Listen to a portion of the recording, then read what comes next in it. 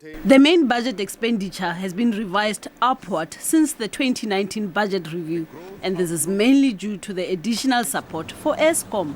Government says the debt service costs, which have reached 204 billion rand in the current financial year, are unsustainable. It has announced a comprehensive structural reforms for Eskom at the cost of 230 billion rand over the next 10 years. Several state-owned enterprises are in crisis due to government failures, operational failures, and unsustainable debt levels.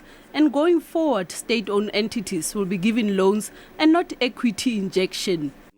A comprehensive set of structural reforms for Eskom, as announced by my colleague, Minister Gordon, and also reforms in the energy sector, which we are supporting with 230 billion rand over the next 10 years. Very difficult budget adjustments have been made. Other SOEs are also adding to spending pressures on government.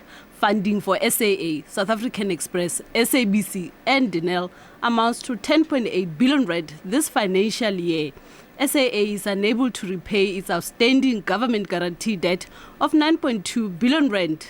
And government is forced to repay this debt over the next 3 years in order to meet its contractual obligations. And some state-owned assets are going to either be closed down or sold. Maybe the time has come for us to consider selling or closing down South African Express, which may be an interesting case study if in future you want to close something else.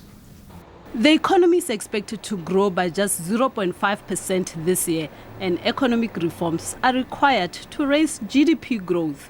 And it's hoped that the paper titled Economic Transformation, Inclusive Growth and Competitiveness Towards an Economic Strategy for South Africa will also help implement reforms needed to boost economic growth.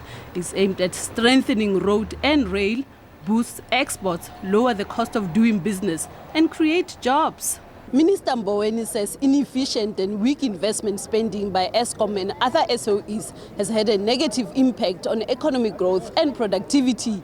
He has reiterated that tough decisions will have to be made to ensure that SOEs stand on their own feet. He also says growth-enhancing initiatives are needed to help stimulate the economy. Naledi Matlapeng, SABC News, Cape Town.